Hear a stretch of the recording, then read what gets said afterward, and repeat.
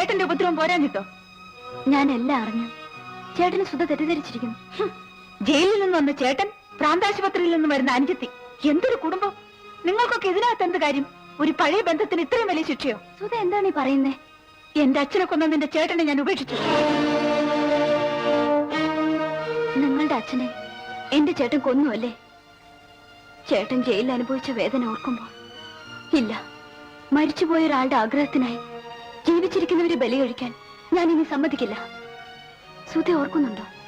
ചേട്ടനും സുധയുടെ അച്ഛനും വഴക്കിട്ട ആ ദിവസം, അന്ന് എന്നെ കല്യാണം കഴിക്കാൻ സമ്മതമാണെന്ന് ഗോപിയുടെ കത്ത് വന്നു.